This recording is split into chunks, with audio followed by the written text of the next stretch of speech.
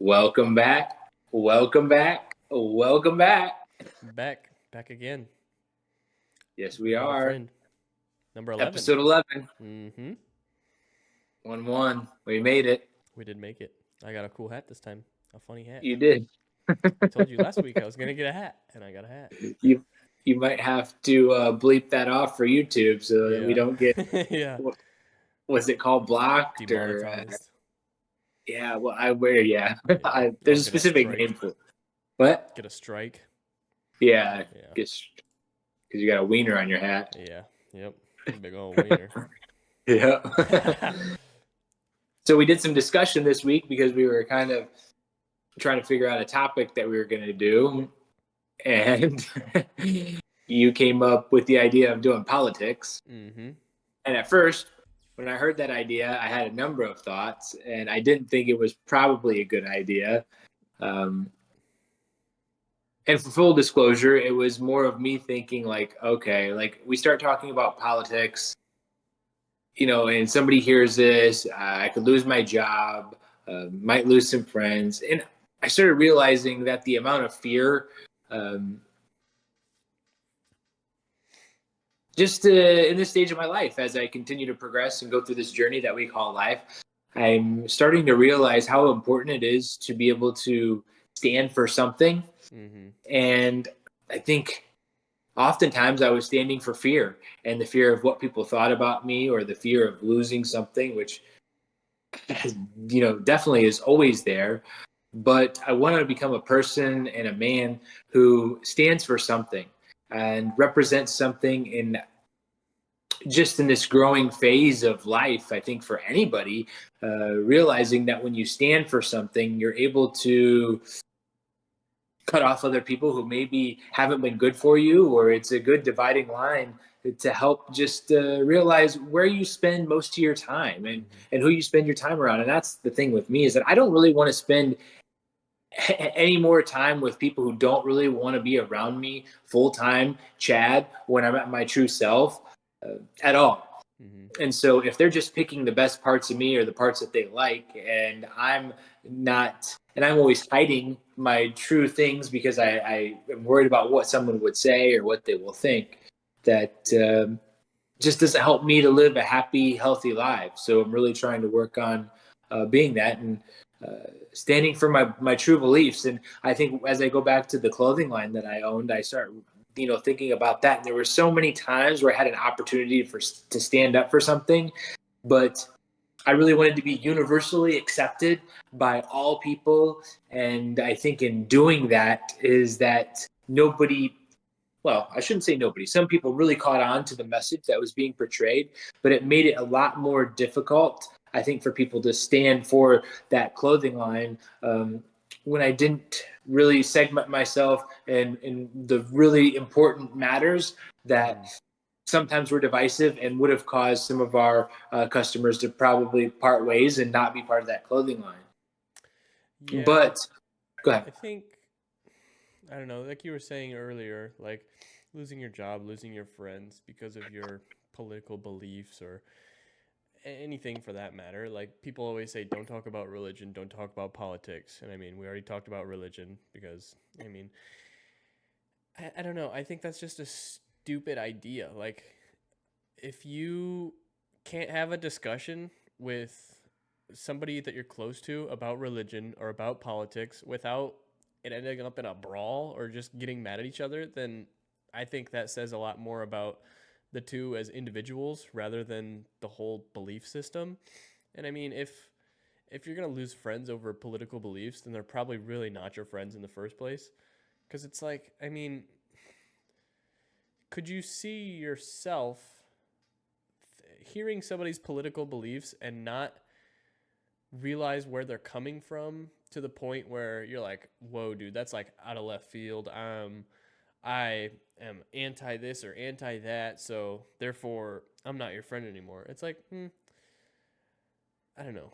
It's Well, you hit the nail on the head, is that there's a right way to do things and there's a wrong way to do things. And I think the topic of religion is that we both shared our empathy towards other beliefs and other things. And I think it's the ability, and what I hope through this topic is our ability to agree to disagree. I don't really know what your political Mm-hmm. beliefs are, and I don't think you really know what mine are. So this is going to be a little bit of dissecting those and really trying to figure out a lot of things. Mm-hmm. But I have uttermost respect for you and who you've been as a man and your actions, and that's oftentimes where, yeah, like even if we do disagree, I'm going to try to understand you. I want to ask Mm-hmm. deeper questions to fully understand and grasp that, and maybe at the end, I don't 100% agree with what you're saying, Jake, but I respect you as a human, and I'm Mm-hmm. going to agree to disagree so that we can continue on with our friendship and Mm-hmm. progress forward with our actions. But again, there's a wrong way to do it, and that wrong way is being prideful and arrogant, and me shoving these things down your throat and saying, Mm-hmm. like, listen, like, this is how it is, this is it, and then it's just arguing back and forth versus trying to understand. And that's one thing that I've always appreciated that is also a rarity. And when it comes to debates, you don't see very many debates where people Mm-hmm. are being able to be willing to ask questions and understand each other. Most of the time, it's just Mm-hmm. butting heads, going back and forth. And then sometimes, I don't know, when I've been the audience and that, I'm just left like dumbfounded. It's just like, Yeah. man, you two just look like absolute idiots. Yeah. Like, that was terrible. Mm-hmm.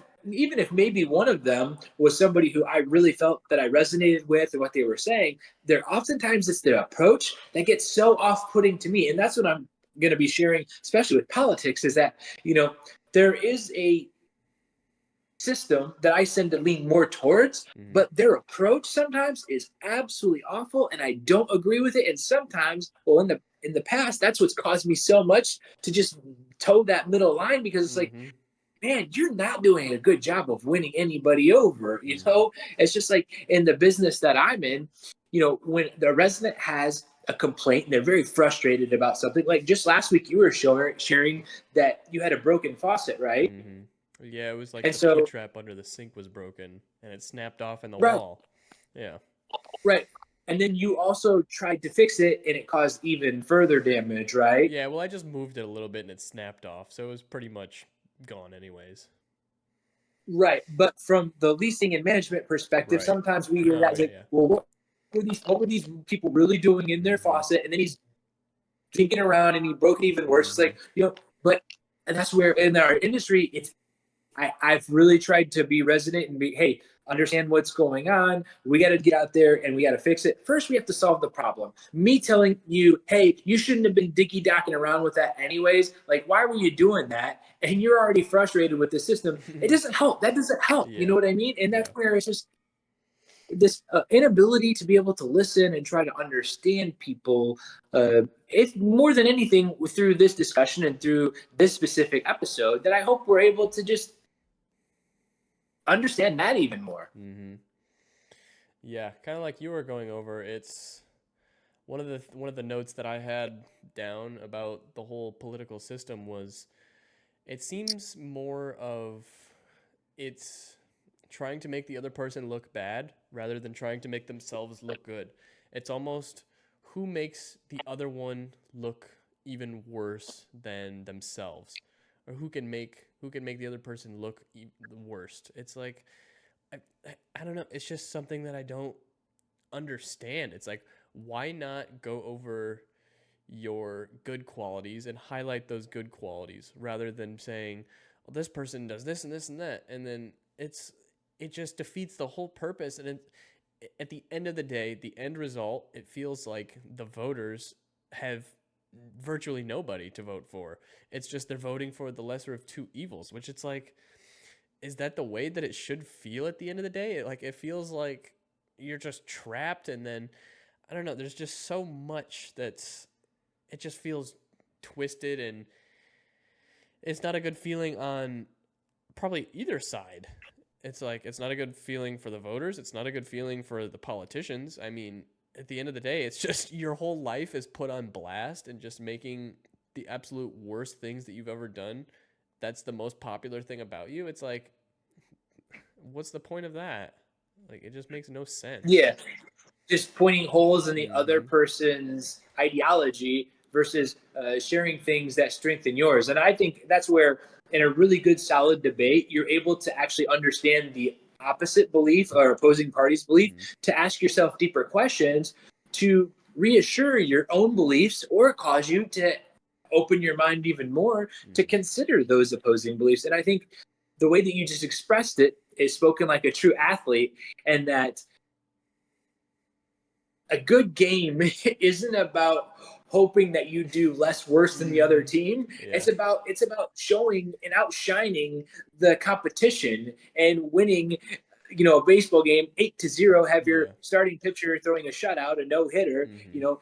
not making any errors or anything like that, Yeah. versus, well, just if they have 20 errors, well, I hope we don't have 23. Yeah. Or Yeah. if they walk 20 batters, well, I hope we don't walk 21. It's like, no, that's not how you win. Yeah. And I think the more and the more you look at success at life, it's the people who are trying to be winners and not just less losers. Mhm. And that's, I think, where we've gone as society, is that the work ethic and that competitiveness and that desire for success is just, well, let's just see the least amount that I can do and see how much money I can make from doing that. And it's the same idea. I know I've been left um, dumbfounded as how, for the past, I don't know, probably since I've been alive, seeing the two options that we have Mhm. for who's going to run our country. And it just blows my mind, because there are some very intelligent human beings. I mean, Jordan Peterson, for one, and I'm not saying that he should be president or anything like that, but just the way he speaks, how clearly he speaks. Again, I have seen him where he's gotten very, very heated and upset about some things. Mhm. And so I would question what's going on in his mind causes him to get so upset and frustrated, to allow his tempers to rise like that. And I'm sure sometimes he sees that. There's another person, Marcus Lemonis. He's another businessman. I guess I've always geared more to businessmen. But Mhm. one thing that I've always appreciated is someone's ability to speak clearly. And I think that President Obama did a great job of that when he was on the podium. It was somebody who I felt was enjoyable to listen to. I don't know if I fell along with his policies and those Mhm. types of things, but he was a good speaker, and I can understand why people chose him. Mhm. Whereas now, I'm way more conservative, um, and I'm more conservative mainly because I fear for the far left's policies and ideologies, Mhm. more so than maybe I agree with everything Trump has to say. And I don't really like his approach, especially when it came to Twitter. I don't know how many years back, when he just spouted off some of the stupidest and most outlandish things Mhm. that I'd ever heard. It really disappointed me. And I guess sometimes I oftentimes think about like who I choose my friends to be. And I don't think that me and President Trump could have a very good conversation. I think we would butt heads quite a bit, just because I think he seems very arrogant to me, and I don't know how empathetic he is and how good of a listener he is. I think he tries to be that, but I think oftentimes he gets support just because of how many outlandish things he does. And it's like that fire that he just starts, or that pot that he just starts stirring, is like, Mhm. yeah, yeah, yeah. And so many people just get excited about being opposed to someone else versus just being strong and firm in your own beliefs and hoping you win. But it's like, no, this is bad, and this is bad, and this is bad. Mhm. Yeah. Yeah, especially today, like with Obama, you were saying that he's just a good speaker. Like he's a good he's like a good political figure, whether you agreed with his beliefs or not, but he he held himself up well. He spoke well. He was a good public speaker, and it's just like that. It seems like that's just all politicians are now. It's just public speakers. And or I was listening to something today. I can't remember what I was listening to, but it's just like it's almost like politicians are just the same as actors now. It's like they get these sound bites and things that make themselves sound good, regardless of whether they believe it or not, and then they just spew off nonsense. It's like, do you really understand what you're saying? And it's I don't know. It's just like they're acting to get a role. They're just acting to get a role. It's like they're not trying to benefit the country or benefit the people or anything like that. It's just they see this high podium and then they're doing their best acting self and putting that on and just trying to become president. And I guess lately I've just wondered how much power the president even really truly has. Because it's like, yeah, sure, they're the most powerful person in the world, but it's like, okay, how much power do they really have? How much behind the scenes stuff goes on? And I don't know. I guess my my opinion is they're kind of just more so puppets rather than the ability to lead. I guess there's a fine line between being a puppet and being a leader. And there's some things that they can lead on, but I think there is some things for sure that the government, the shadow government, if you'll call it, like the people behind the scenes that aren't in the spotlight that are running things. And it's just kind of like they're the puppet masters that rule everything behind the scenes. So go share more into detail what you mean by that, because help me understand. I guess I'm not really probably aware of this idea or this term that you're using. Because so do you have any background information? I guess my stuff more so just comes from the root of like conspiracy theories that probably that some of them were proven true, but some of them are a lot of evidence leaning towards it. And it's just like, okay, I don't know. I just don't trust the government, is my thing. And I think it's all just a big act. Like the conspiracy theories with like MK Ultra. I was telling you about that. I think that was the aliens episode where I brought that up. But it was just Mhm. basically like the government took these people, like it was an experiment, and they took them and basically ran mind control experiments with LSD, and that got out of hand. And then that was the whole Charles Manson cult, and he was entangled in that. And it's like people from the CIA and the FBI are going to his farm or whatever and visiting him, and they're getting him out of prison, even though the people that he was controlling committed a murder. And it's just, I don't know, you just look at all this stuff and it's like, okay, well, if they're lying about that, then why couldn't they lie about doing something else, you know? And it's just gotten to the point where it's like, dude, I don't know. I don't know what to believe from the government anymore. Like, So I understand what you're saying. My one struggle with this is that if I don't have faith or trust in something, in humanity and higher powers, then where how do I determine who I do have trust in? mm, So do I start losing trust in my job and my employer and my friends and my family and my partners and my children? Like where does that go? Because once you start asking these questions and having all these conspiracy theories, well, where do you allow these conspiracy theories to take you in your intimate and day-to-day relationships? And for me, it has taken me down a deep dark hole where I don't really trust anyone. I catch myself having all these thoughts about other people and what they might be saying or what they might be doing or trying to hurt me or trying to harm me or not benefiting me, or they're always talking bad about me and nobody's ever helping Chad, uh, to the point where I have had to sit myself back and try to allow myself to trust more people. And if at some point in time they truly show that they're not trustworthy or that they can't be trusted, that's when I have to set down the foundations instead of just allowing this to go on in my head, because it's just a never-ending chaos. yeah, that's a good point. And I guess I don't know. It's just for me, I guess it's just something recent, so I'm kind of going through that process of like just trying to figure out like who's even telling the truth anymore, you know? Like with the major media outlets, it's like all those things. It's like people take clips and they take them out of context and they put them in a way that makes it seem like they said something else, but it's like that's not what they said. So basically the media is just spreading this falsified, I don't know, this falsified way of them speaking, and they're trying to use it against them rather than saying, this is what this person said. We disagree on this. If you feel this way, then vote for this person. If you feel this way, then vote for this person. It's like the people who aren't paying attention to what's actually being said and the people that are just watching this media, like the news organizations, if they're just watching that and I mean, you believe it face value, then you're voting for something that you don't even necessarily believe just because you're not informed enough to know it's not true.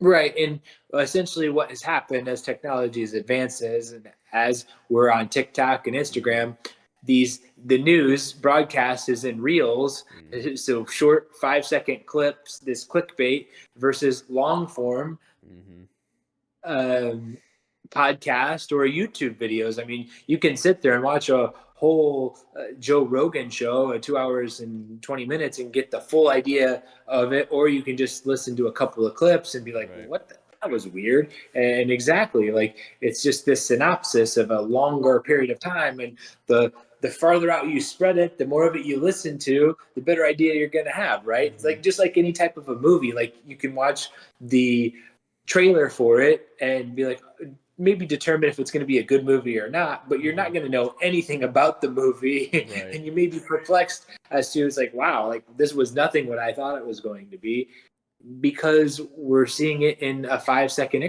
increments. And sometimes I wonder if that's because people don't have the mental clarity and focus to sit and listen to all of these things that are going on in our lives, Mm-hmm. because we have so many options and we're so busy uh, with just life. Is that we're just trying to get these close clips. Okay, truth, and it's just like, Mm-hmm. oh my gosh, dude. That's why I've Right. always said, like, social media to me, I really have to limit myself, especially on what I consume. Now, if I'm a creator, I think, I love creating, but I haven't done much of that. But I really have to be careful of what I'm consuming, because Mm-hmm. unless I'm doing a really good job of blocking out who those filters are and where they're coming from, you can have so many different segments of t- leaders or Yeah.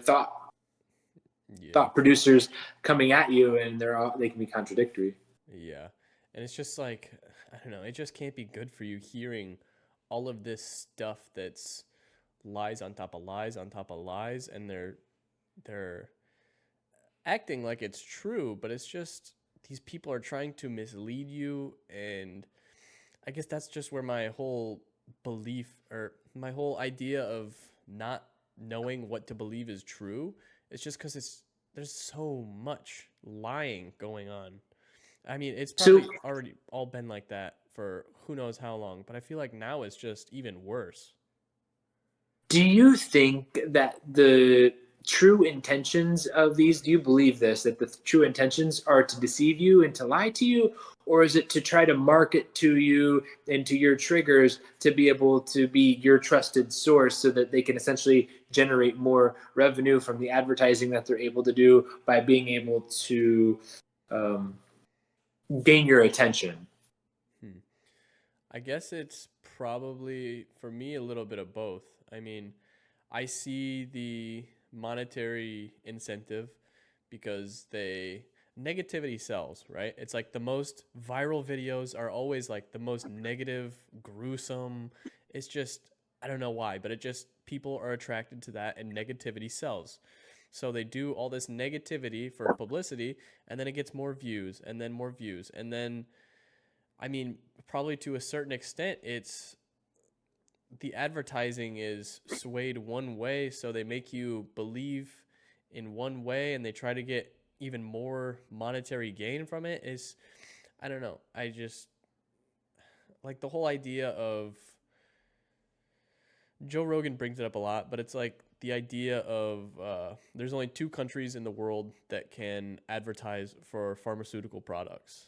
And we are one of them, and New Zealand is the other one. And New Zealand is a lot more restrictive based off of what they can advertise.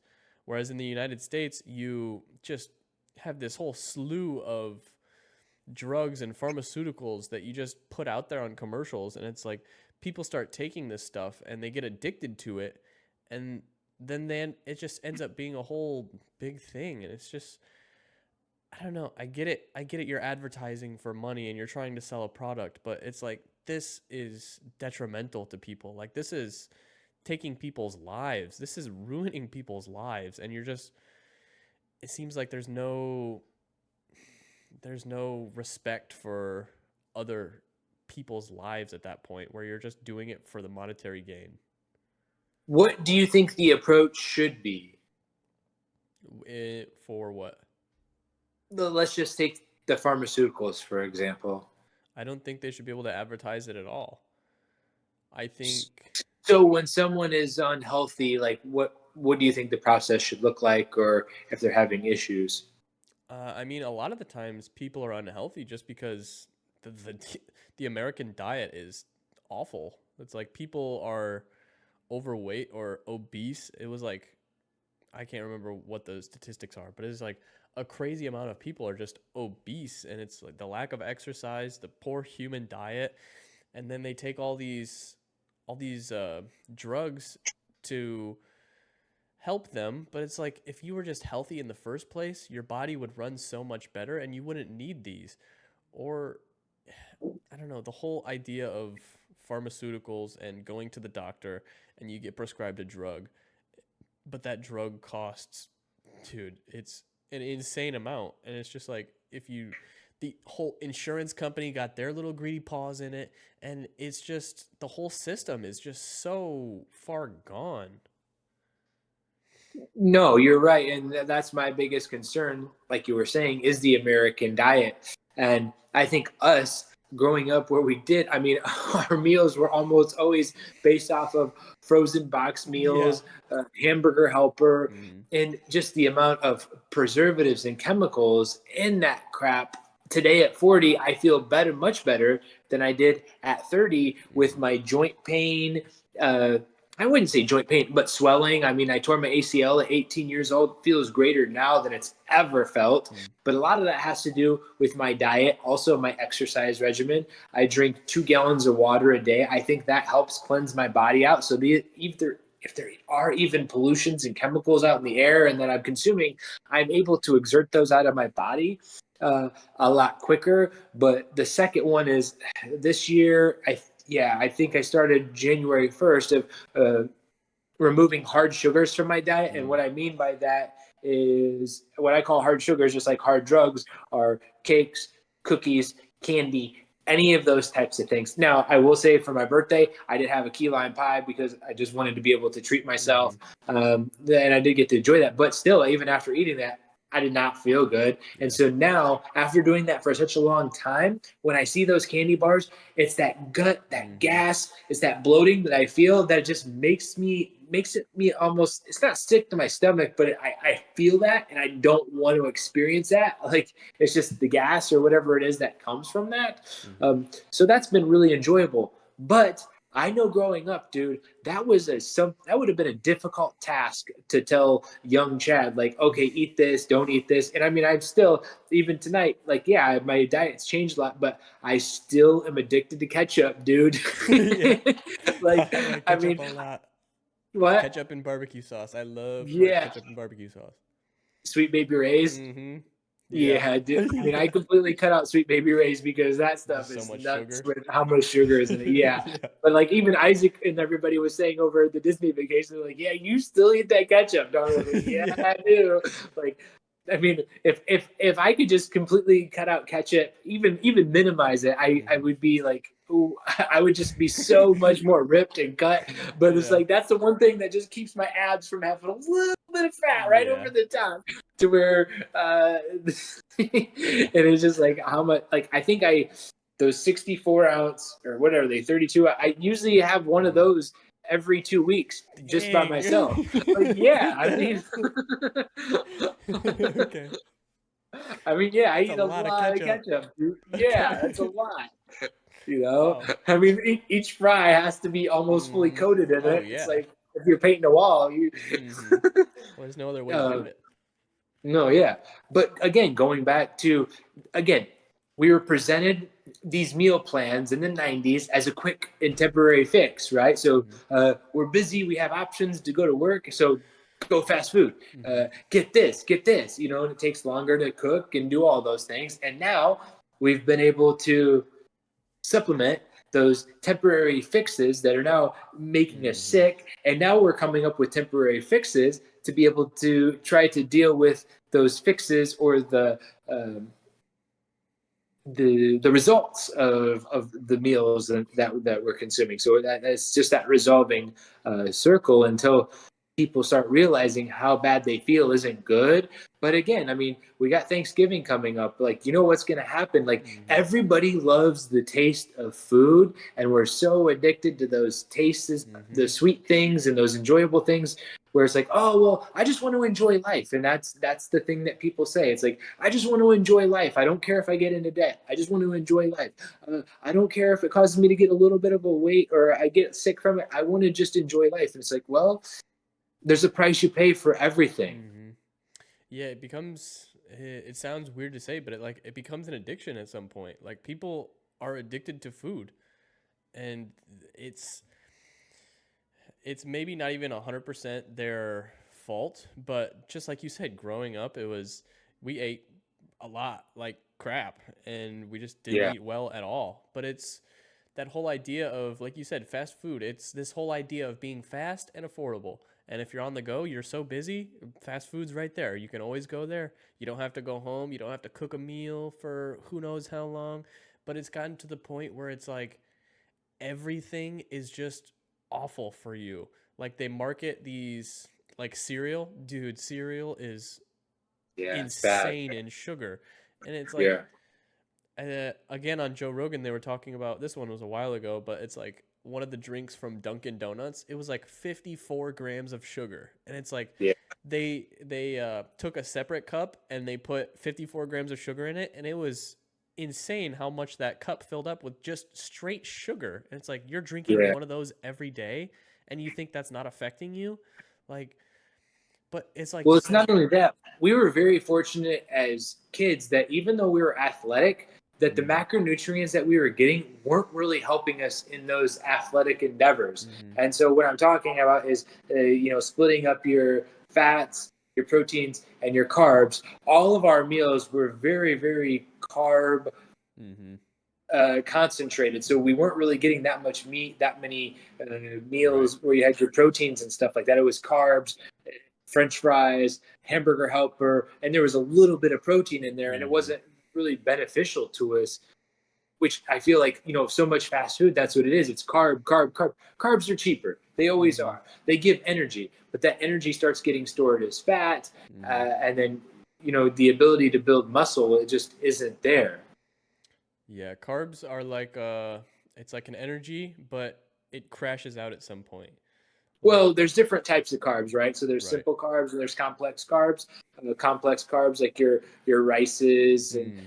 some of your whole grains and those types of things, pastas and stuff. They're much better for you. But you're talking about maybe simple carbs, white Yeah. breads, Yeah, yeah. sugars, and those types of things. And you're 100% right. Yeah, it's that crash, right? So you get that up, and then and then you just like lose all that energy, and it's not fun.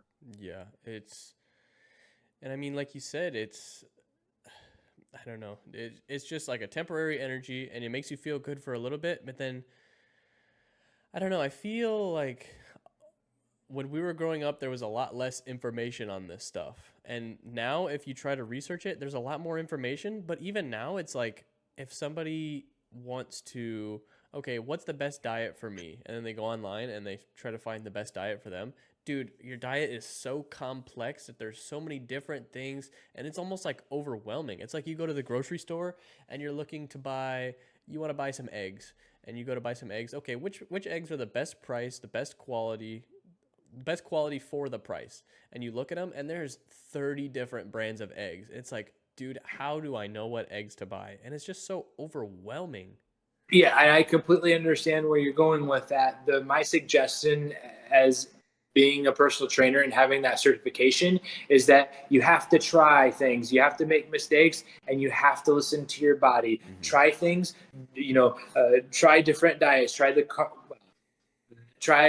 the uh, Atkins diet. Just try all the different diets that there are out there and see which one works best for you. Not only Mm-hmm. which one works best for you, but which one is easiest to maintain as a lifestyle that you can continue to do week over week, month over month, year over year without feeling like you're neglecting your body or Right. you're depleted. Because some of those low carb diets, you're not getting the energy and stuff. And if you're just sitting at work and you're always tired, but you're still losing weight, at some point you're probably going to crash and start Mm-hmm. just consuming all the carbs and going back. And I've created a diet that fits as a lifestyle to me. So Monday through Friday. Well, all my breakfasts, it's always 1 cup of egg whites, 2 ounces of oats, and then I have a banana, and then I just pour in almond milk. I do the oats uncooked, and that's what my breakfast is. Lunch, it's always 6 ounces chicken breast, about a cup and a half of white rice, and then dinner, again, I usually probably go 10 ounces of chicken breast, and sometimes I'll mix it up with like Tabasco and ranch and put it in a burrito or a tortilla, low carb tortilla, and then put some mozzarella cheese on it, cook that, and they'll have some French fries. Mm. But this is something that one has given me the body and the look that I want to have, but it's also been sustainable and it's something I enjoy. I meal prep on Sundays for pretty much most of the week, and then it's just there each morning. I measure it out for lunch, dinner. I come back home and eat it, and boom, it's easy and it's enjoyable, and it helps. Yeah, and I feel like meal prepping is definitely a good way around that, just finding a good diet. That way, I don't know, say you have a super long day at work and you come home and it's like, dude, I don't want to cook. I'm just going to go get fast food or something. And then you start falling down that hole again. Whereas if you had meal prepped, literally all you have to do is just warm it up or whatever, and boom, you have your meal for the night. But like, yeah, like you were saying, a diet that is sustainable to the point where it's financially sustainable for you. It's sustainable to the point where it doesn't feel like you're eating cardboard and you're just like, "Oh my god, I just want that mouth pleasure of sugar and chips and Mhm. whatnot." But it's there's a way to make healthy food taste good. But a lot of the times people just resort to just unseasoned, whatever plain food just because it's healthy, and they throw themselves all in on this one thing. You go from eating fast food every day to I'm never eating fast food again. I'm going to go straight this. I'm going to go just cold turkey or whatever it's called and cut it all out all at the same time. And I'm going to go all in, and it just doesn't end up working out because you go too into it. The food, it doesn't taste anywhere near as good, so you're missing all that, and it's just not sustainable. Right. That was exactly what happened to me. So out of high school, I gave up pop my freshman year of high school. And I went from pop to lemonade to Gatorade. And then finally, after having Gatorade, it was a full transition just to straight water to where I didn't Mm. drink anything else other than water now. But it was a long process, right? So sugar, less sugar, less sugar, less sugar, Mm. and now water to where I don't have that big of a struggle. I don't ever have a craving for pop or anything like that. Mm. But again, as we get more into politics and step away from maybe the diet aspect of what we're talking about, as much as we can point the finger at who's doing this, it's up to each one of us individually to choose what is right for our lives, for our families' lives, Mm. and to make these decisions. Like we can point the finger and we can place the blame onto somebody else and why have they done this, but we have to step back and finally take account for ourselves and change ourselves and just plug the ears to everything else that's going on. Because this happens in work. I don't know if you ever hear it, but it's like, oh, well, that competition, that place over there, they're terrible. It's like, yeah, Mm. okay, they're terrible, and maybe they're taking some of our customers. But how can we do better? How can Chad Mm. do better? And that's what the focus has to be. And I think oftentimes when we come up with all these excuses as to why this is bad and that's bad, instead of just pointing the finger back at ourselves and say, all right, what does it take for me to rearrange this diet, for me to rearrange my political views, my religious views, and to get back on track with who I want to be instead of just worrying about how crazy this world is and pointing the finger and making all these excuses is why the place that I'm living in is terrible when I Mm. can just create the life that I want in myself, and everything else around me doesn't really need to matter. Yeah. And it's like, to that point, there's just people who just don't get involved politically at all. Like they don't watch the news, they don't look at social media, they just don't care about politics. They're more so concerned about their everyday individual life, the people around them, trying to make that better. And if politics comes after that, then it comes after that. But more than likely, it's just going to I don't know. For me, it's kind of like a time sink sometimes, where you just start looking at this, and it's like, okay, is that true? Did this person actually say that? And it's takes a huge toll on your everyday life. It's like, is this actually affecting my everyday life? If not, then why am I putting so much time and energy into it? Because if it doesn't affect me, then it's just a detriment, and I shouldn't pay any attention to it. That's not saying that you shouldn't pay attention to politics, but some people just go all crazy on it, and that's all they talk about, all they think about all day long, and it's just a spiral downward. Yeah, and that's why I think the people we surround ourselves with are so important. Is that when you're surrounding yourself with the people who are talking the negativity or continuing, then it causes you to want to get deeper into it and understand them and have conversation, versus if you're around the people who are having healthy lives and they're eating the meals, it's encouraging to be around Mm-hmm. those people because they're encouraging you. And I think that's something as a society we've lost a lot of, is that the inability to encourage each other and put yourself around people who want to see you win and who encourage you to win. That's something that's really really difficult, because we're at a point in society right now where everybody is just trying to uh, get through life, do the bare minimum, versus trying to figure out what's the best for them. And again, this is kind of where I had a, you know, I really wanted to talk about the politics because of the fact that, no matter what their ideas are and their policies and those types of things, the only person I can really control is Mm-hmm. Chad. And so while I want to stand for certain policies, usually when it's structured on the Bible, and more religious policies are where I create my foundation, because I feel that we have to have some sort of structure to be able to develop as a society and to be able to, in the end, have a healthy and meaningful life. Like, if there's no rules and there's no regulations and it's just utter chaos, I don't know how you determine what love is, how you determine what's right, what's wrong, what's up, what's down. Mm-hmm. And like, it's like, how do you progress? Like, how are you just not mind screwed?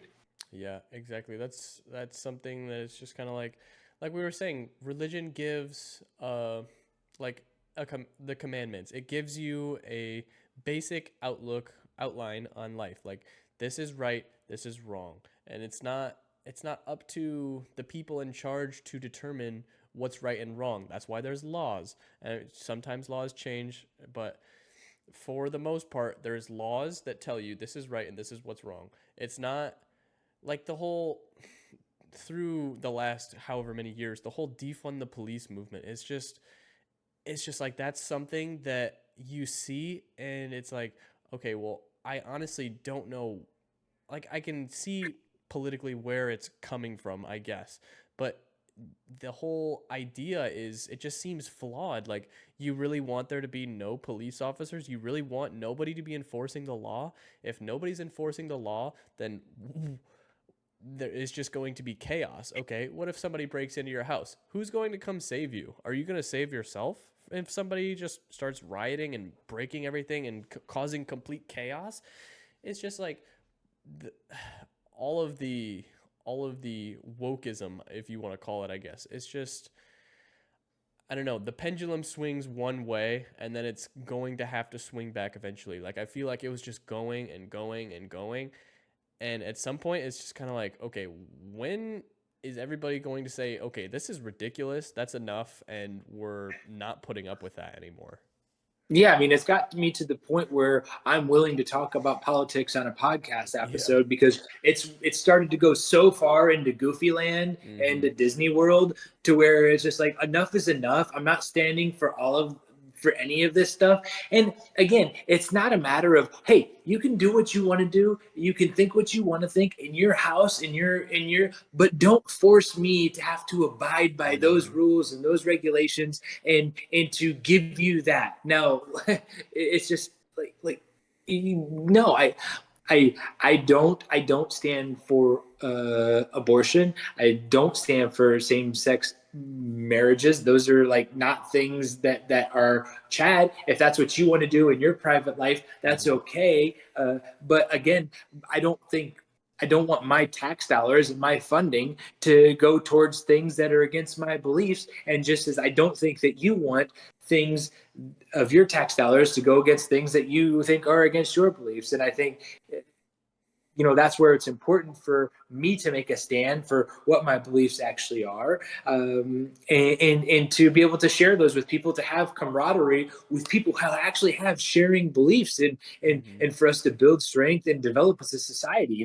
I don't know if it's going to come to a point where there's states that are Yeah. Republican or conservative or Democratic, but it seems like right now it's like that there's so much divide where Republicans and Democrats can't get along, to the point it's like, why would you even want to live in the same state Yeah. as each other? Now, again, I have people that are of opposing beliefs, and I can agree with them. I would hope that they can agree to disagree with me, but if they can't, then there comes a point where, yeah, maybe it's not good for us to hang out anymore. Mm-hmm. And again, live in the same state or whatever. Like, is that what we're coming to? Yeah. Yeah. I mean, like you said, with your tax dollars, it's like taxes are guaranteed. They're going to be coming out of your wallet no matter what, regardless of whether you like it or not. So it's like the Mm-hmm. whole idea of politics is voting on your beliefs and what your impact is actually impacting, like what you do every single day for the rest of your life. Money is being taken out of your pocket. Where is that money going? That's something that should be important to people. Like, you are dedicating your life, and what what is your money going towards? Like, I think that was just a whole big thing during, like, how many billions of dollars are going overseas for this whole military industrial complex. And it's so silly because you look at our country and you see all the flaws, and you look inward, and it's just kind of like, how are we doing all of this and spending all of that money on other countries elsewhere, but we're not fixing the problems at home? You know what I mean? Right. And I think the bigger question is that why are we doing those things? And I think oftentimes it's because someone's profiting from Mm, them. So as much as I've shared this evening that I'm more conservative than anything else, when I start seeing things like Elon Musk supporting Trump, it's like this is double negative. So you have somebody who is making the most electric vehicles in the United States, which are essentially the most leftist cars that you can possibly have, mm, and they're kind of taking away from a number of natural resources, yeah. and that's clear. But he's supporting the Republican policies, and it's like, and they're like this. It's like, okay, what's really going on here? Because that's concerning to me. Yeah, okay, he owns Twitter, and maybe he's Mm, trying to make more freedom of speech with Twitter, but is he really? Like, what's he really trying to do? Like, there's something that we're not seeing there. And again, you can never really tell the intentions of people's hearts. And I think we've talked about this a couple episodes back, is that oftentimes we're looking at their actions, we're feeling how things affect us, and we don't ever really know their intentions. But mm, I think deep down, it's really important to try to ask questions to truly try to understand what people's intentions are. And if you can't quite understand them, to ask more questions, and to really look beyond the obvious, or look beyond what the media or the people are presenting to you, because that's not usually what it is. right. And I think maybe a key talking point for the whole Elon Musk supporting the Republican side is, I think it just speaks volumes to the sense that the left side has just went so far cuckoo land that maybe it's just gotten to the point where it's like, okay, that is ridiculous and crazy to the point where it is. So, I mean, maybe you could see somebody who puts their puts everything, all their eggs in one basket into Tesla or SpaceX or the new robot things. I don't know if you saw those. I heard people talk about them, but I didn't look at them. It's just, I think stuff like that is stupid, but it's just like, I don't know. You see, like I said, how far the pendulum swings, and it just keeps, if you give them an inch, they'll take a mile. That's like an overused quote, but it's like, it's true. Like, if you give them an inch, they will take a mile, and they will keep taking mile and mile and mile until you say, okay, this is the line. You're not crossing this line. I'm not putting up with this stuff anymore. No, and that's something where in psychology, and I think Jordan Peterson is the first person I left this up, is that someone who's in a relationship or, possibly an abusive relationship. And what was the one personality type?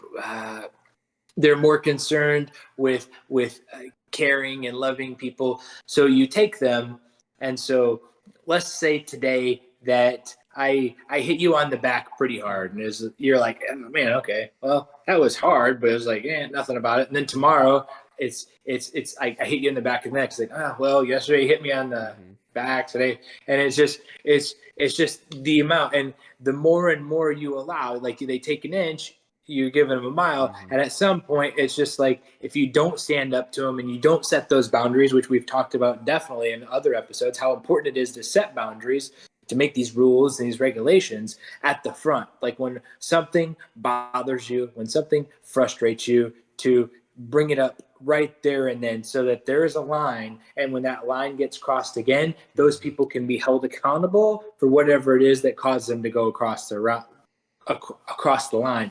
And I don't think that gets done enough.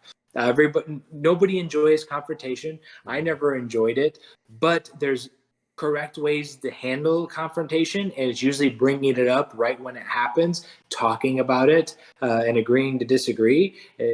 And for me, the times where confrontation has happened and there hasn't been much benefit from it is when there's confrontation, you give the other party an opportunity to forgive or to make right, and they choose not to. And that confrontation has given me clarity on that this is a time to cut these people or this thing off from my life, because when there is confrontation and when you aren't seeing eye to eye, and there's something that bothers you and they're not willing to be empathetic towards that or understand how it bothers you and ask for forgiveness, that's an issue. That's where again, with politics, when you are talking to a friend or something and they're not able to understand, and that boundary, they continue to cross it by bringing whatever up, it's like, that's something that you got to get rid of. They got to be cut off and just forget about it. And I think for me, like you said, maybe in the years past, maybe you weren't so conservative. I feel that before this year, I was somebody who was pretty much in the middle. I could see both sides of the situation, I guess. I have some beliefs that go this way, I have some beliefs that go this way. But this election is just kind of like something that really disturbed me was the whole transitioning of like kids and biological males being able to compete in women's sports, and it's all that, and giving like puberty blockers to kids who maybe haven't even went through puberty yet. It's like, okay, yeah, I understand you are trying to push your ideals, but you have to understand those are kids. Kids don't even know what they're doing.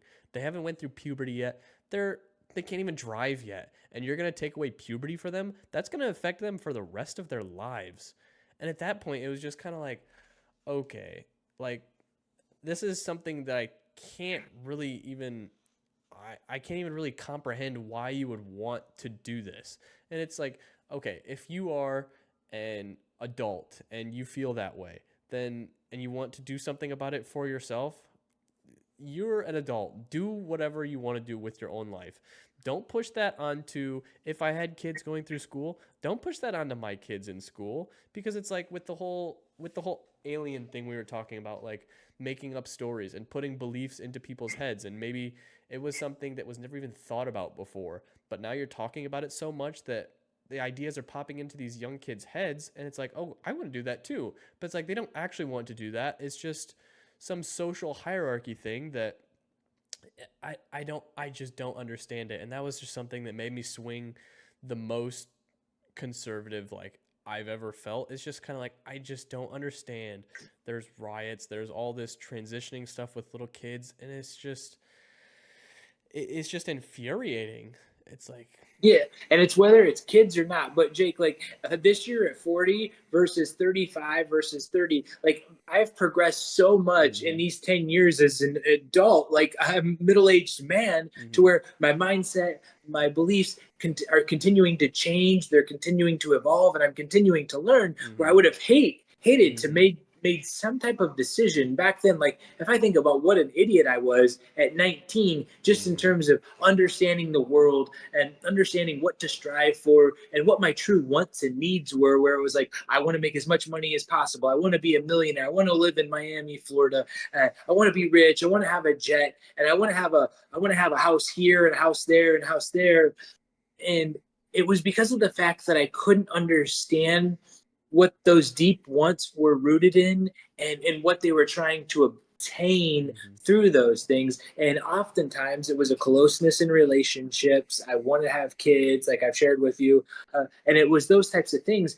But at that age, I just wasn't able to really like sit down and meditate and try to understand these things. And so it was that journey of just being super anxious, being super stressed out because I was trying to strive for all of those things. uh, and it's just like, like what are these kids doing now, and how are we creating all these thoughts and ideas in their minds for all these options for them to have. It Mm-hmm. was like, I was thinking this morning that today I could just leave and be gone and disassociate myself from the world and to Amazon jungle or whatever, Mm-hmm. and I would go back to having to fight for myself and provide food for myself every single day. Mm-hmm. And those would be my main priorities.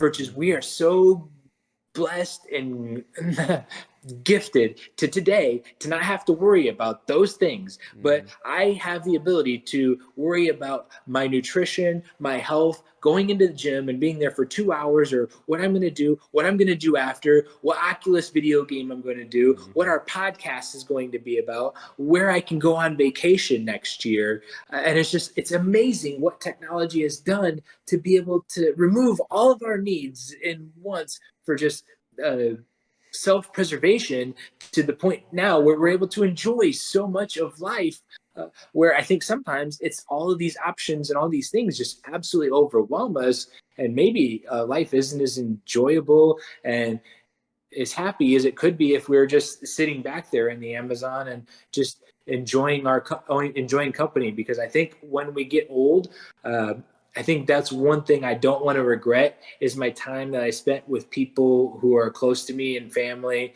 and friends. Because I think when I look back, those are going to be the most important things. Because as I continue to grow as an adult, those are the things that are the most memorable, which I know I've Mm-hmm. shared before. Yeah, and that's like you said. We've talked about just the appeal of like going to the Amazon and being in a tribe and having to hunt for your food and survive in that way. And sure, it's a much more dangerous lifestyle, and it's to the point where we are so far disconnected from that we'll like some people go on social media just to like see some post and get mad about it, and that ruins their entire day. It's like they don't have to go get food, they don't have to build a hut or whatever, they're not being hunted by a jaguar in the Amazon rainforest. It's like you don't need to do any of your basic necessities anymore. So you start looking for other stuff to get anxious Yeah. about and worry about. Is how far does that go? It's to the point where everything in my life is perfect except for this one thing, but I'm just going to keep focusing on that one thing and worrying about that one thing, which is, I guess, why it was so appealing to me of like the Amish with no technology or just going to live in a tribe in the Amazon rainforest. It's like there's so much more connection and nature and no technology, and you're not connected to 8 billion people around the globe, and it's like that can't be good for anybody just to have that much connection, I guess. Well, yeah, and I think the materialism of the world. Like if we look at clothes, right? So this shirt I got at probably either Ross, Burlington, or Marshalls. Those are the places where I get pretty much all my shirts and stuff.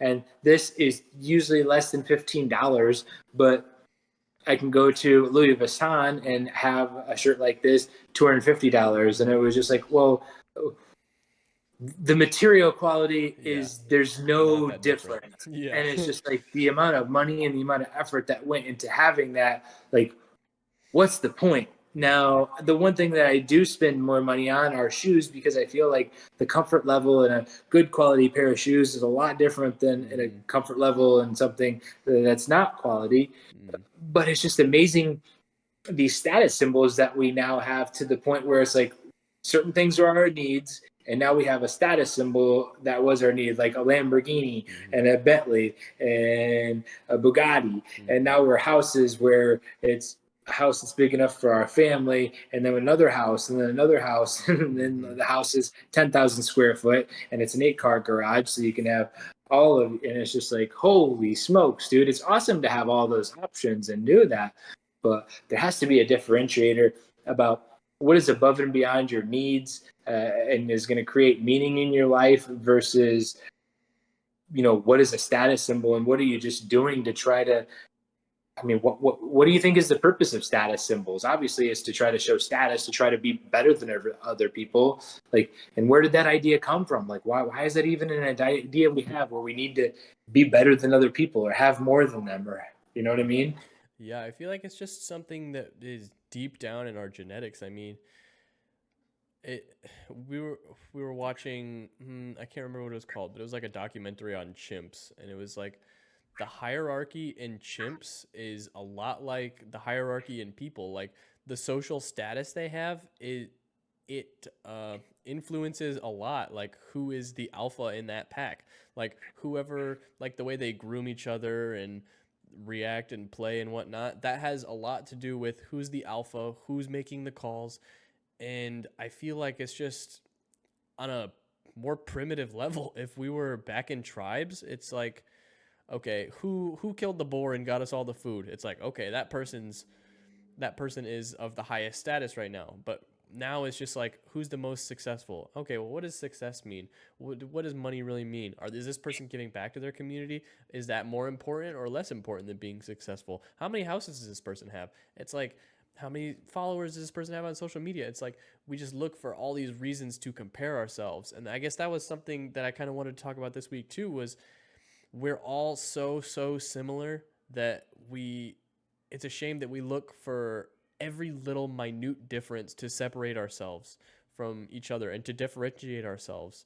It's like, okay, at the like I think Jordan Peterson talks about it a lot. It's like, okay, take somebody in the room that you absolutely disagree with, you think you never agree with anything they said. Sit them down, talk about things that you like, talk about personality traits, talk about whatever. It's like you realize you really aren't that different, but you just put like a megaphone to the things that differentiate you, and it feels like everybody's going against each other, but they're really not. They're really all so similar, but you just focus on all the negatives and all the differentiating factors, and it's I don't know, I feel like that's attributes a lot to social status and the like of that.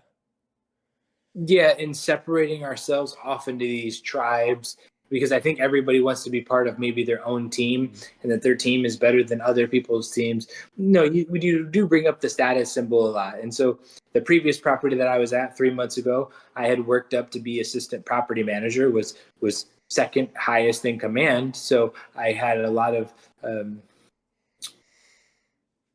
status with the residents, and the decisions that I could make. And now I accepted a lesser position as a leasing manager, mainly because this is a building that I was going to knew would be a lot less work. And I enjoyed the property. It was in a lot better shape.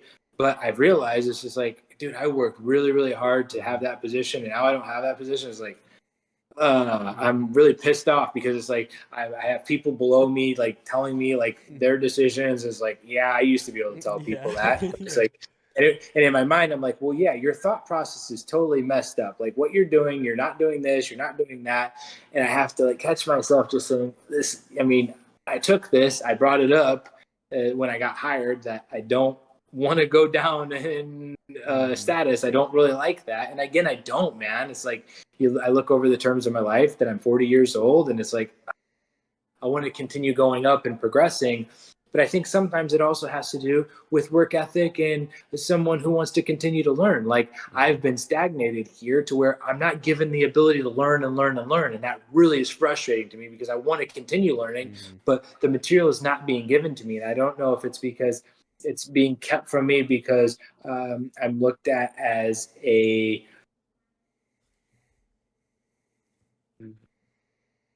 as competition, Mm-hmm. and they don't want to do it. That it seems like that would be the point, but I'm just frustrated because I love learning, and so that's why I've shared a lot of books and stuff with you, because I've just learned in my own personal life versus at the job as much as I want to. Yeah. And I mean, yeah, that's another thing is the the ability and the desire to learn is so huge. Like in politics, in sports, in life in general. It's like the whole saying of if you're not getting better, then you're getting worse. It's like just taking that little bit out of your day to read, to learn.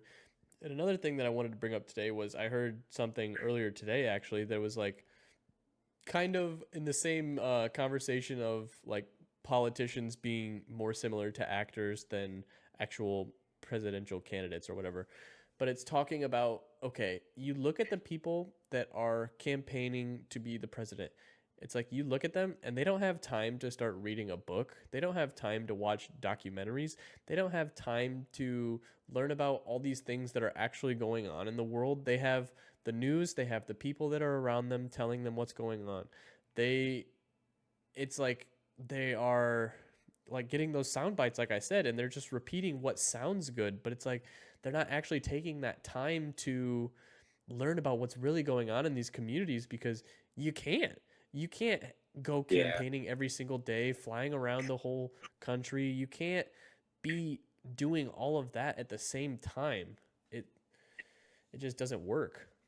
But if you set up your community properly and the people under you, just like Moses and Jethro, who I think developed Moses's leaders and the people under him, where you have 100 people over 1,000 people, and then uh, one person over 10,000 people, or whatever it was that they developed these tribes and these people who would make decisions and have authority. Where if I had a group of 50 people who I said, hey, can you guys each go read these Mm, 100 books and then like tell me which, the most try to valuable. decipher them for me, and then I could just be a sponge. Like that would enable my learning so much more. Right, Or right. about the country, right? It's like, okay, we have a hurricane in Tampa. I need you to go down there, figure out what's going on with that, report back to me all that information. You go out to maybe New York. They're having an ice storm right now. Do that. And so, I mean, that's what's super cool is that if you have people you can Yeah. trust to be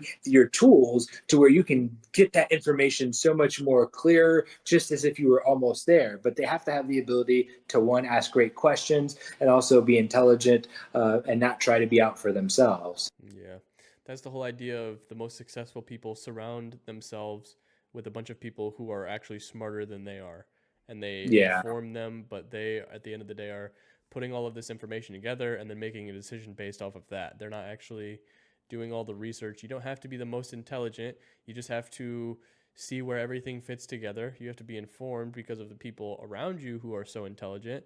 And then you make a synopsis off of that, I guess. Yeah, and that's where I think communication comes in as a key point. If you're a really, really, really good communicator, you can be a really, really good leader. Also, you have to have the ability to be able to, I think, encourage people, help them to develop themselves, ask really good questions, and that's where you get these leaders who are super powerful. So one thing, I guess, I was really surprised with you talking about the conservative beliefs, because I remember, like, over the probably the last 5 or 6 years, there was one guy who was a rapper who you always really, I think, Logic, Mm-hmm. and then he wrote books. And I guess I had always assumed he had more of liberal policies and those types of things. Yeah, I guess he would probably sway more that way. I guess I don't really know. He doesn't really talk a whole lot about that, I guess. Okay, well, what were some of his books about? I guess when I thought about some of the books like Babel and some of the books that you had said, I thought that they were more about liberal type ideas. Oh, okay. So the well, he's written 3 books now, I believe. One was like just an autobiography, just about his life, about growing up, whatnot. The first one was about the other two are fiction. They like one's about it deals a lot with like anxiety and derealization, if you know what that means. It's Not 100%, huh? so like the whole basis of the book, it was like basically he was an author for in the story he was playing a character that was an author, and he had to work at this supermarket and start writing a book from there. But he created characters because he needed to get this book done, to where he was actually playing two of the characters. And the term derealization means like, I don't know, when people have like panic attacks and anxiety, it's like the feeling of you're not really seen, like nobody can really see you, like to the point where you really don't even feel real, like you don't exist. And the second part of the book is like he's in a mental institution because the character that he wrote for the book, he was actually playing, and that character ended up actually robbing the supermarket. So he was going to trial, but uh, pleaded insanity because of that. I don't know what it would be considered, but and then the second one, it was like they're not really politically driven. It's just it's like a sci-fi book of, I don't know, just kind of the government is crooked and these people went to another planet. Basically, it was like post Earth scenario where they're living in a space station or whatever. And the whole idea was they take the best people out of however many, and each year they take 50 of them or whatever. And there's one habitable planet that they have, and they take those people and put them there. But come to realize that those people were actually being taken as slaves and mind controlled through technology or whatnot. It was just a sci-fi thing that I guess he has a couple of songs that are kind of political, but other than Okay. that, yeah. And maybe that's what I was, that I had thought that you had shared that. And I think, you brought up just over the past few years, I think where I really started probably going more conservative and really trying to stick with my beliefs was when during COVID, Mm-hmm. when just the things that started happening through that and the force of trying to limit people from their houses and wearing masks and the vaccinations Mm-hmm. and starting to force those things upon people. And at one point, I wanted to be very secretive about what my choices were because it was like one side or the other. And to now I'm a lot more willing to share those types of things where it's Mm-hmm. just like I don't care if you think that me not getting the vaccination is a bad thing or something like that. It's my decision, and if you don't accept me for that, then yeah, if that's a deal breaker for you, then it's probably not somebody who I really want to be a friend with, anyways. Like if that's the depth of Yeah. how you determine if someone's a friend or not, it's just like, Yeah. yeah, It's like all these political buzzwords that get brought up, and it's like, okay, well, I'm on this side of the fence, and if you're not, then I don't associate with you. I'm not your friend or whatever. But the whole idea of the vaccine during COVID, it was like, it was pushed through the FDA or whatever, and it went through. It didn't have to go through all these regulations because it was considered an emergency, and just the actual statistics being maybe over being amplified to maybe what wasn't even actually true, and pushing the vaccine and putting it through all this government process. And it's like you're making people take this, but you don't know the side effects, you don't know the long-term effects, and it turns out this does have a side effect, and people are seeing consequences from taking this, and you are literally forcing this on people. And yeah. it's just crazy. And that's what was sad, is that if this was something that was really created or manipulated by people to go Mm-hmm. do this. But again, I also see both sides of it, to where we didn't know much about it, and I can see the concern of trying to save the population from something that could have been extremely destructive. So I understood why we did it. But the unfortunate things was the amount of money that we gave out to individuals during this time because of people's inability to save money and to go into debt, and that we've always proposed that as the United States to just, it's okay to take on debt, it's okay to buy more than you can afford. And it's like, Mm-hmm. yeah, you have a lot of businesses that did it. Well, guess what? My business was up and we survived through that without having to take any funds from the government or anything like that. But we ended up shutting it down because they're the profits. But it's like, well, Mm-hmm. like it's just asinine. Like the this idea of debt and what I think both sides have perpetrated of how people just go into debt for silly little Yeah. nonsense. Yep. And it's like risk mitigation. Well, if I go into debt, I mean, I understand it from business. If I go into debt, now I can have this and this. And it's like, well, why are we allowing this? Why can't Mm-hmm. things just happen naturally? And not have to, give, or there's not much risk for these businesses to go into debt and to try to increase, or they can just file bankruptcy and then it's the banks make money. Mm-hmm. And that's another thing, like with COVID, the all of the small businesses, like the quote unquote mom and pop shops, like all the restaurants, all the tiny businesses that are they're making it by, but you shut all that down and it's like, okay, they still have to pay their bills. They have no means of income now, so they have to shut down their business. And it's like, okay, COVID's over. Now everybody open back up. It's like that's not how that works. Like that business is done. It's not reopening back up. It's just it's just not feasible for them to open back up after going through all those costs of being shut down and not being able to profit for so long. Well, It, not only that, but it was the amount of money that they gave to people outside right. of that, to where people didn't want to go back to work because they were Yeah, yeah. getting COVID checks, and they were continuing to prolong it and stuff like Mm-hmm. that. So then these people didn't have employees. And now we're in a day, I understand, where more people are working from home and stuff, but it was just like, what's it done to the economy and just people's what undesire to not want to work, Mm-hmm. or to sit around and feel like they can just essentially get welfare checks. Yeah, exactly.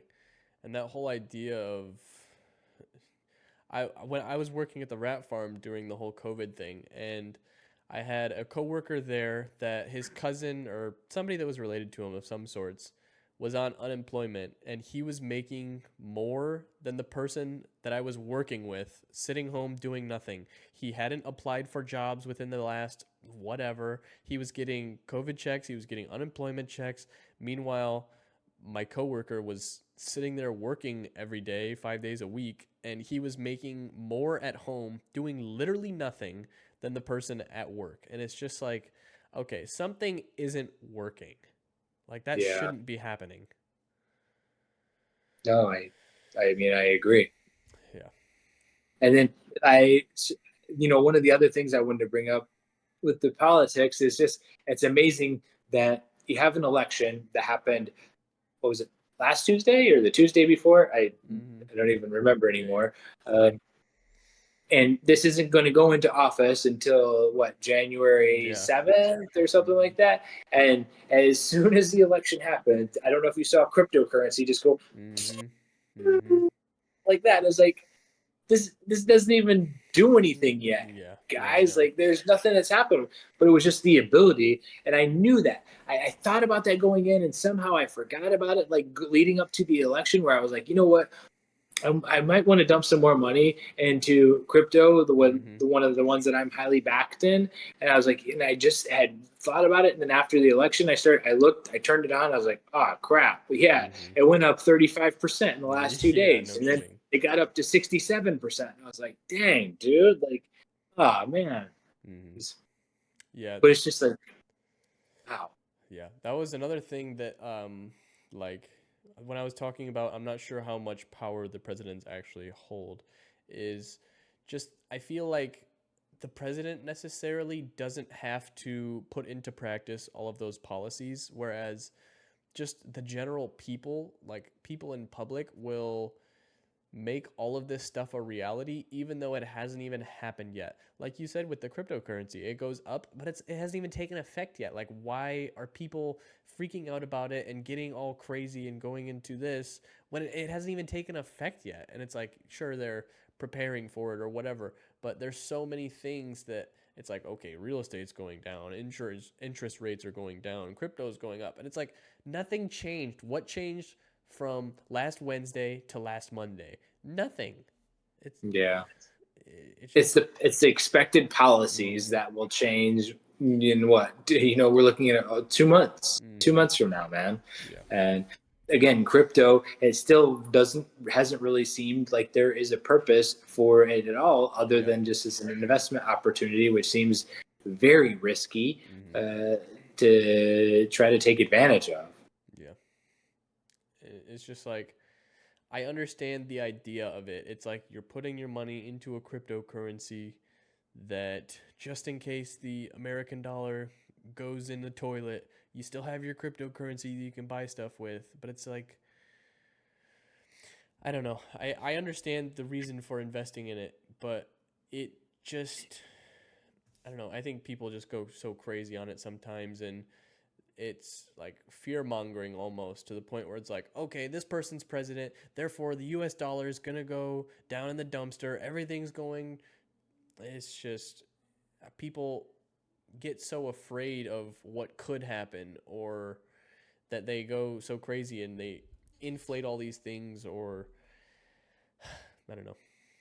Yeah, but that's what's amazing to me is how this economy works and how everything that those types of things cause the opportunity, right? Mm-hmm. Like it's just Yeah, like yeah. I'm sure that just like that GameStop thing on Reddit or whatever, that's what I'm Yeah. sure that there were probably people who were millionaires last week, and if they put, I guess they would still have to have probably put, over $100,000 to be able to increase it up to $1 million. I think that Dogecoin would have been. Mm-hmm. I think that went up like 346%, but that was over the last year or something like that. So, Yeah. but yeah, it's yeah, it's a huge opportunity for them to take advantage of. And I think going back to the whole politics is that I'm just really focused on trying to stand for these biblical policies and standards that maybe I fell away from during Mm-hmm. my 30s and later 20s. And I'm realizing just how important they are in family values and having a structure for life and creating purpose and happiness. Not so much that I went away with them, but maybe that didn't keep them at the forefront of my mind. And that I was willing to be bold and standing for those. Maybe I was less vocal about them, and I just kind of stood more by the sidelines, which is what I'm not willing to do anymore. Whether it's at just when I get into discussion and stuff like that, and willing to maybe back out of discussions and create those boundaries that I think we've been talking about.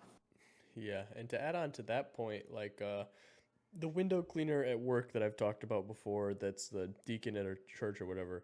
Yeah. We were talking and he brought up the point of sure, you may not be religious or you're looking for all these different religious things and you have your political beliefs, but what about when you have children? How are you going to raise them?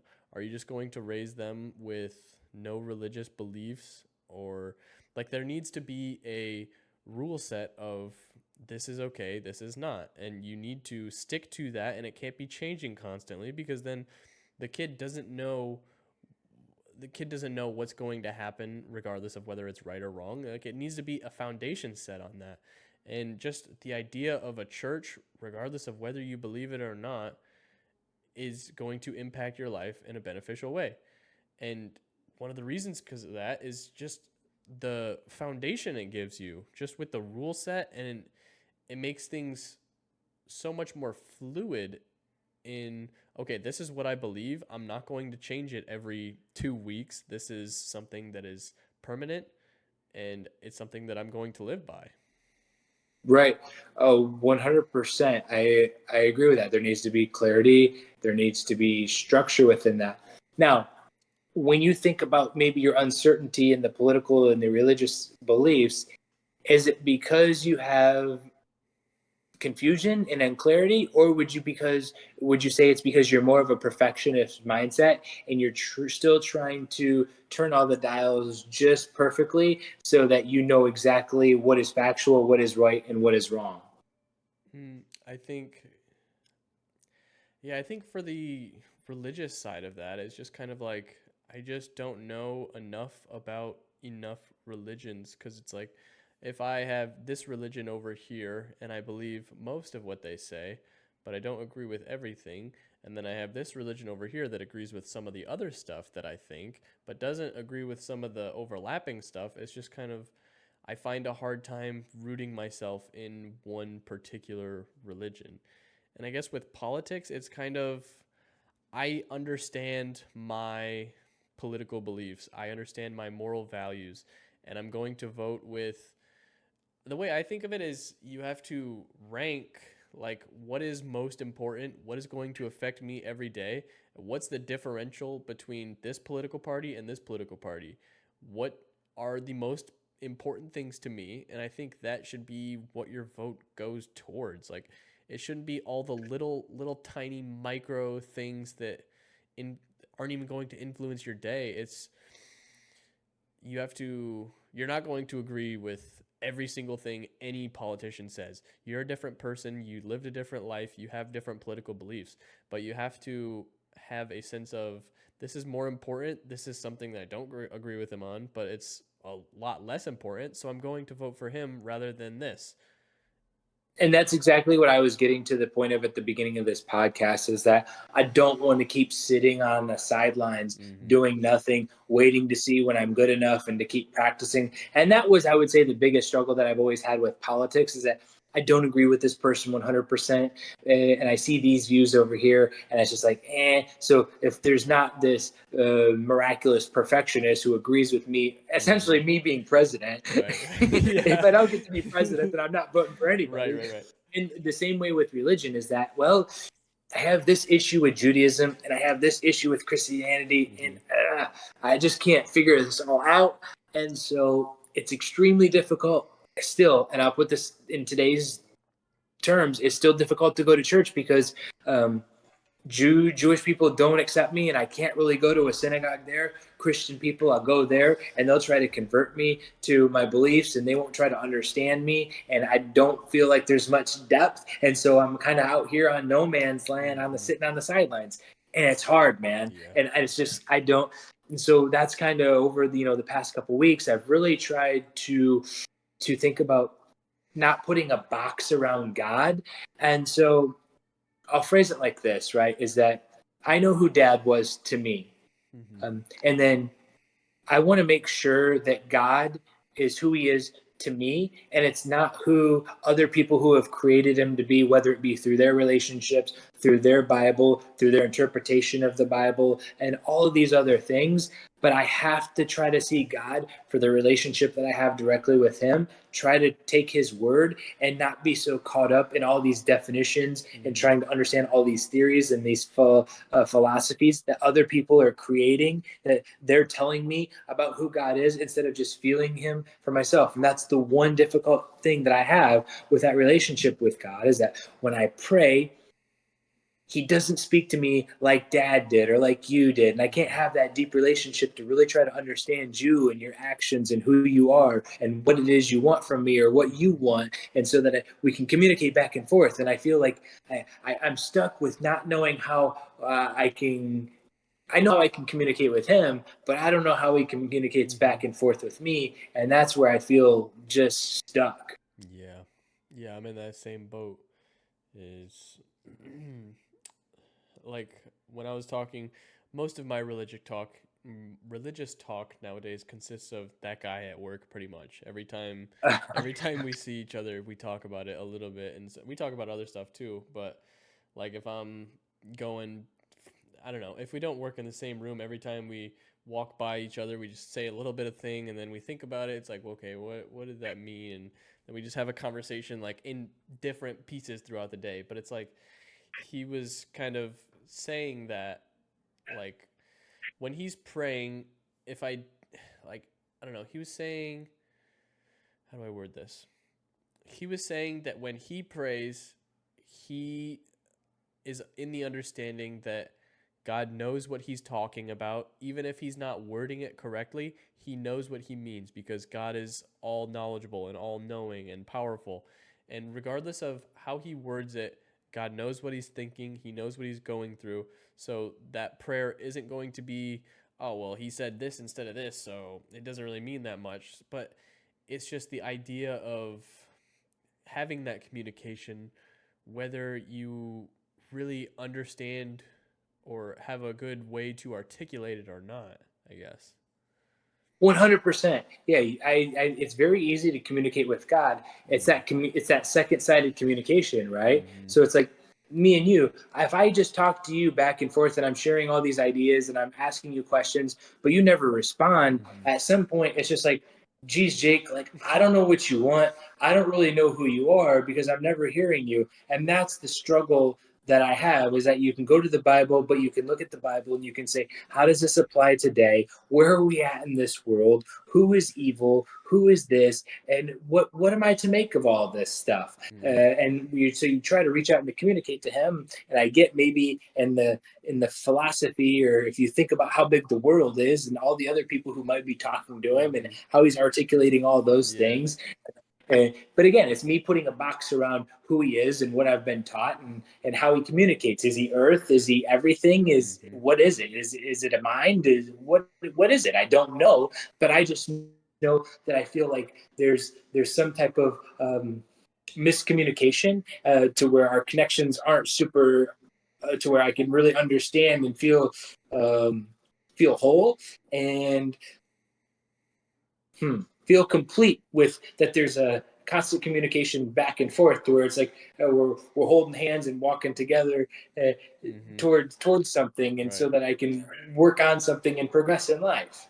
Yeah. And I feel like even more so nowadays, that's kind of why so many people growing up are not really very religious because I guess just communication and the whole everybody's connected all the time. It's like you can talk to somebody from Australia and they reply to you within 15 seconds.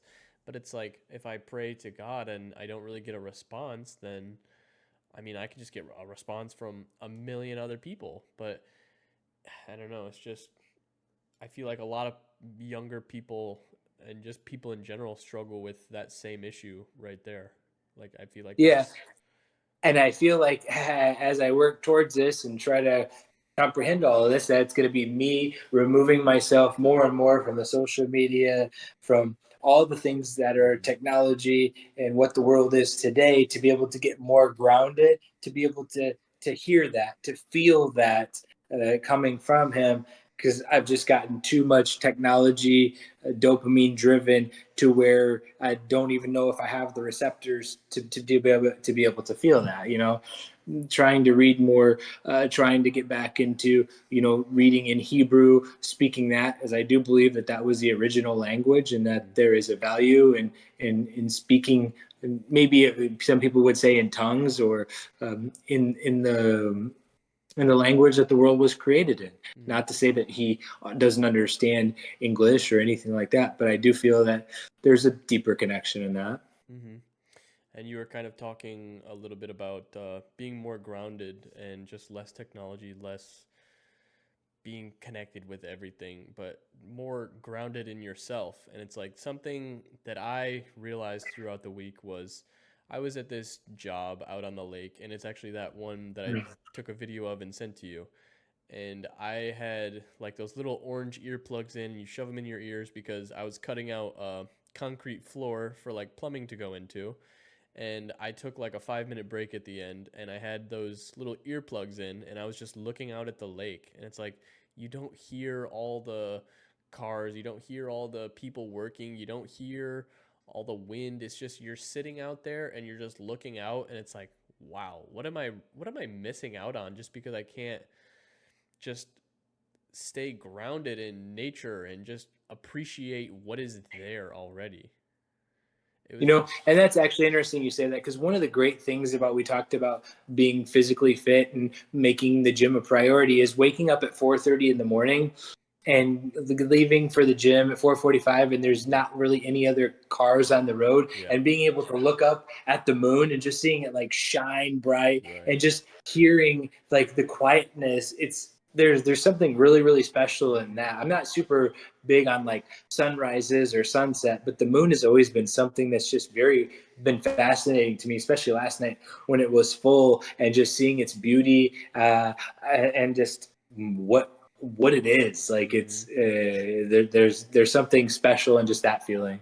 Yeah, just like to that effect, like going to somewhere where there's not really any light pollution and just going out in the night sky and just looking up, the ability to see all those stars, it's like this is what I'm missing out on every single night just because of electricity and all the light pollution that's going on. And you're missing out on all these stars, and you look up and it's like, there's that constellation over there, there's that constellation over there. I've never even seen this many stars before. And it's just like, you just want to sit there and just look at it, and there's just something so calming about it. Yeah, that's true, and that's something that I haven't seen. I mean, I've been down here where this city is absolutely huge. So where Mm-hmm. out where you are, I'm sure even at your own house, you Mm-hmm. get way less light pollution than what I have, Right. or I'm anywhere close to, Yeah. down here. But again, I think all of the politic talk. It's important to stand for something, but also to make sure that we're standing for ourselves and trying to figure out who we are, so that we do have things to stand for and choices to make and decisions to make and people to vote for or to side Mm-hmm. with, and instead of allowing others to dictate who we are, and just trying to move to the right or to the left to impress people. Mm-hmm. And another thing that I wanted to talk about tonight in general was just kind of like I brought up earlier, people never want to talk about politics, they never want to talk about religion. But it's like those are two pretty large components in people's morality and people just how they are as a person. Like, but also calling yourself a Democrat or calling yourself a Republican, you can't just base somebody who's on that side and think you know everything about them. Sure, they have political beliefs, they have religious beliefs, and you can tell who they are based off of those to an extent, but you have to have conversations with that person. You have to see how they act. They can have beliefs and not act them out, but you can't just put a blanket statement on this person because they are this, so therefore they are a terrible person or whatever. And it's just, I don't know. I think a lot of the times it's just you need to be able to have those discussions and be able to express who you are because the whole idea of cancel culture, a lot of the time it's people pretending to be these such up high and mighty ideals, and their moralities are so perfect and whatnot, and then this clip gets leaked about them and where they're saying this and that, and it's just like if you just truly said who you genuinely were all the time, it's like the people you surround yourself with would already know who you are. And sure, everybody says or does stupid things sometimes, but it's like you don't have to put on this facade of somebody who you aren't, and therefore when you do something that's perceived in a certain way, people aren't going to freak out about it and you're not going to get canceled and all this crap. Yeah, no one is perfect, and it's that Mm-hmm. vulnerability, I think, to be able to share and to understand that, hey, I'm not perfect, you're not perfect, I'm just trying to be better than I was, I'm no better than anybody else. And instead of saying we should cancel this or we should cancel that, it's Mm-hmm. about working on ourselves and doing that deep soul searching or self-improvement versus just always trying to point the finger. Mm-hmm. Yeah. And there was another thing that I was listening to this podcast. It wasn't, I think it's just because it was like election week or whatever that a lot of podcasts were talking about politics. But something that I realized was I never, well, I guess something that okay, I never realized how many presidents I had never heard of and knew absolutely nothing about. Have you ever like looked at all the list of presidents? Well, I mean, back in school, we had to like say all 50 Oh, of them. really? Yeah, I didn't. You didn't? Oh, no. Oh wow. I guess maybe we had learned them at some point, but yeah. So I made a little list of all of the presidents that I had absolutely no idea who they Let me were. say Grover Cleveland, No, I've heard of Grover Cleveland. Hoover. Uh-uh. Let me see if I let me see if I can guess any of them. Okay. I'm sure Roosevelt's not one. No. Okay.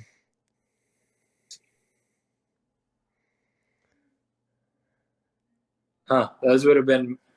Okay. So Yeah. let me read off this list and you tell me if you know who these people are. Okay. Martin Van Buren. Yes. You know who that is? Okay. Yeah. Zachary Taylor. Okay. I don't remember that one. Franklin Pierce. No, I guess I don't remember that one either. Chester Arthur. No. John Tyler. No. Benjamin Harrison. All right, dude. Are you sure this was Dude, like a real list? Are I you just swear making this up? these are presidents, and I have no idea who these people were. Did you fact check this? Yeah, I did. This wasn't a conspiracy theory No, this list. wasn't a conspiracy. I saw it on multiple different sources. Warren G. Harding, that one's a little bit Yeah. more, yeah. Yeah. I've And heard. Yeah. then Calvin Coolidge, I had vaguely heard of that before, but I had no idea. Yeah. Yeah. But those are just like Okay. I was reading through that list and it was like, dude, I have no idea who these people are. Yeah. Wow. Yeah, there were 4 or 5 of them right there. Yeah. Maybe I hadn't. Maybe I hadn't memorized all the presidents. Yeah. But that was pretty much all that I had in my notes for this week. Did you have No. anything Yeah. else? Me too. Nope. I didn't realize that we were gonna be as. I figured we probably would be just how we both speak and stuff like that Right. with coast comparisons and stuff. Right. I didn't know if there were any ideas that you had, or I know some of the conspiracy theories. I thought you might be going off the wall and be like, I hate government. Government sucks. I don't ever want to see government again. Only niggas against the rules. Yeah. I'm not like a super fan of government, but I'm not on the anarchy side of it either. Like I know there's a need for government. I don't particularly like the place government is in the United States, but I definitely know that there's a requirement for government. Yeah. But yeah, I think No, they had yeah. something to do with JFK, but that's another subject. Oh boy. And Bohemian Grove and Hmm. Infowars, Alex Jones. Hmm. Yeah. He got shut down this week. Did you see No, that? I did not. So he filed for bankruptcy. Oh, And really? Onion, I guess the Onion ended up buying his place, and they were like in there today, and he was like live saying, "I'm not leaving. I'm not leaving." And yeah, I didn't see that. That's funny. yeah, that just all happened Thursday, right? Yesterday. Oh Yeah. wow. So, Okay. yeah. Hmm. All right. Well, you have a story to share I about shared Dad? last week. Now it's your turn. You did? I shared the bowling story, the Wii bowling. Oh, okay. Hmm. So my story, I think, goes back to if you guys are all watching, you go back to look at our picture of what our logo represents. It's me and Jake sitting next to Hmm. Dad on the throne. And after we created that, I had kind of jokingly said to Jake, hey, wouldn't it be funny if we would have just put Dad in his underwear, since that was how he always sat around the Yeah. house? And that was the one thing, like, whenever my friends came, and this is like, Dad was still in decent shape. I Hmm. mean, he was struggling walking and stuff, but it was just the house was his It wasn't to his the point where he throne and couldn't his get palace. dressed. What? It wasn't to the point where he couldn't get dressed. Right, yeah. Yeah. But Yeah. it was like he did Mm-mm. not care what people thought about him or how they came to see him. Like, he would just cover up, maybe put a blanket sometimes on if he thought. Yeah. It was just like, hey, Yeah. whitey tigers or whatever was exposed, and that Hmm. was, I guess, just Yeah. a memory I always had when people would come, and it was just like, yeah, Yeah. yeah. Yeah. And I guess sometimes it's that personality of me where I'll do something and people will be like, I can't believe you just did that. I'm like, man, whatever. Yeah. Or if somebody comes over and he doesn't know they're coming over, but he's out in the kitchen, he'll hurry up and go into the room and change real quick because he's in his underwear or something like that. Yeah. Yeah. Yep. That's a classic. So, no. So, We made it through episode 11. We Mm-hmm. appreciate everybody who's been stopping by, listening. Hopefully, this isn't the episode, us talking politics and they're against your views, that turns you off. Hopefully, Yeah. you'll be back next week Yeah. for whatever we got cooking next week. Who Yep. knows what that will be? Yes, sir. All right, guys. Have a good one. Yep. See you guys.